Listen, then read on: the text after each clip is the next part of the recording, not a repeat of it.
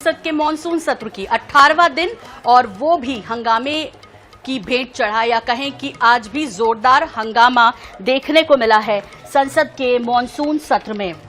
आपको बता दें कि चढ़ावा चोरी और छात्रों पर हुए लाठीचार्ज को लेकर जो गतिरोध पिछले कुछ समय से संसद में बना हुआ है वे आज भी देखने को मिला।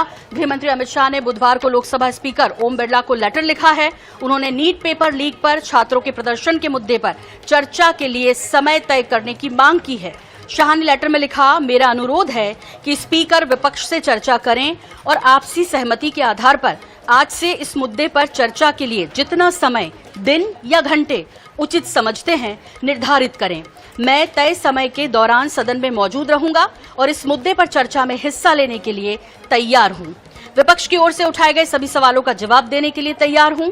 इससे पहले दिन सदन के बाहर शाह ने मीडिया से बातचीत की थी और कहा था कि सरकार हर मुद्दे पर चर्चा को तैयार है, लेकिन विपक्ष सदन को चलने दे तब। इस पर नेता प्रतिपक्ष राहुल गांधी ने कहा कि हमें उनका लेक्चर नहीं सुनना है, पहले ये बताएं कि जंतर मंतर पर छात्रों पर गोलियां किसने चलवाई। उन्होंने आदेश नहीं दिया तो वे इस्तीफा दें। इस बीच सरकार ने FCRA संशोधन बिल 2026 को ज्वाइंट पार्लियामेंट्री कमेटी यानी कि JPC के पास भेजने का प्रस्ताव लोकसभा में रखा, जिसे मंजूरी मिल गई।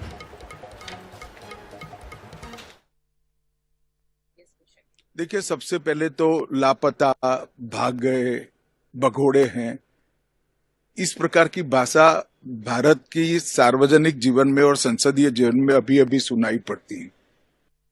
जब से संसद सत्र शुरू हुआ तब से लगातार मैं संसद में आता हूं, मेरी चैम्बर में बैठा हूं।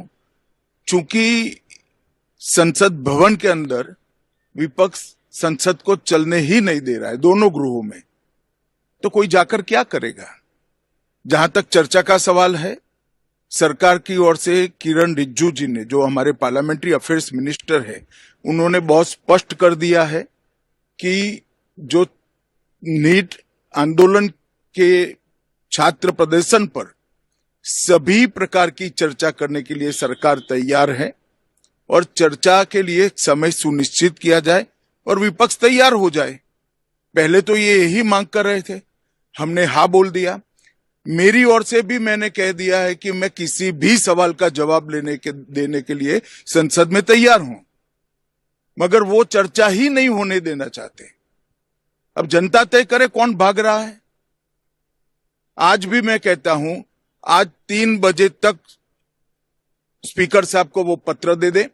3 बजे से लेकर कल 3 बजे तक सभी प्रकार की चर्चा के लिए हम तैयार हैं। मैं सदन में ही बैठूंगा, सबको सुनूंगा और सब चीजों का जवाब दूंगा।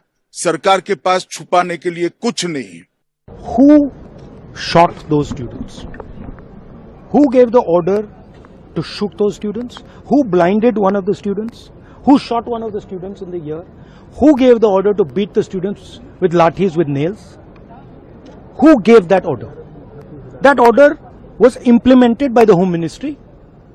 Delhi Police and RAC are both Home Ministry systems. Did Mr. Amit Shah give this order to shoot our children, or did he not? If he did, he should resign because he is culpable. And if he did not, he should resign because he is incompetent. Right? This is अब आपने मुझसे सवाल पूछा, आप उनको interrupt करती हैं। नहीं, जब वो बोलते हैं, सुनिए, जब वो बोलते हैं आप इंटरप्ट करते हैं। नहीं, मेरा जवाब बोल लीजिए। आप इंटरप्ट करते हैं जब वो बोलते हैं, क्यों नहीं करते हैं आप? हमें इंटरप्ट करते हैं, हमें 24 घंटा इंटरप्ट करते हैं, मगर उनको कभी इंटरप्ट नहीं करते आप। उनमें क्या स्पेशल चीज है जो पूरा मीडिया चुप करके चूहे जैसे उसके सामने खड़ा हो जाता है? और डॉक्टर नेहा दवन हमारे साथ जुड़ रही हैं, जो कि प्रवक्ता है बीजेपी की। और डॉक्टर नेहा, आपसे समझना है भाई, अब जब गृह मंत्री तैयार हो गए हैं तो राहुल गांधी कह रहे हैं कि इस्तीफा दे दो। इस पर आपका रिएक्शन चाहिए। देखिए सोनल जी, मैं कई दिनों से इस विषय पर अपनी बात रखती आ रही हूं और जिस तरह से लोकसभा और राज्यसभा के सदनों का हाल पिछले हम कुछ दिनों से देख रहे हैं, जब से सत्र शुरू हुआ है, सबसे एक दिन भी मैं भी अमित शाह जी की तरह, हमारे माननीय होम मिनिस्टर साहब की तरह ये बात जनता से ही पूछना चाहती हूँ कि जनता तय करेगी और जनता को ही तय करना है, क्योंकि सरकार का रवैया और विपक्ष का रवैया, दोनों का रवैया सामने है, पारदर्शिता से सामने है। आप मीडिया पर्सन्स ने दोनों का ही दृश्य सबको दिखाया है।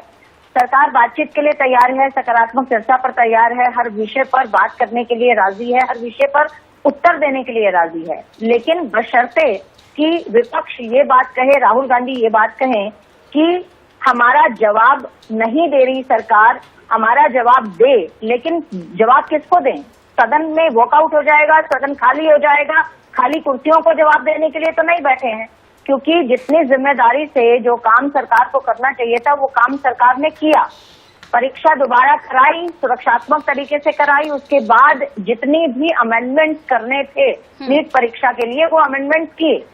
हमारी जिम्मेदारी तय हमने खुद की और उस जिम्मेदारी के तहत एक नैतिक जो है जिम्मेदारी लेते हुए माननीय पूर्व शिक्षा मंत्री जी ने अपना इस्तीफा भी दे दिया। हाँ धवन जी, लेकिन अब इस बात के लिए आपकी पीठ नहीं थपथपाई जा सकती। आपने बहुत विरोध के बाद और देश में जो माहौल हुआ उसके बाद ये किया, कायदे से पहले करना चाहिए।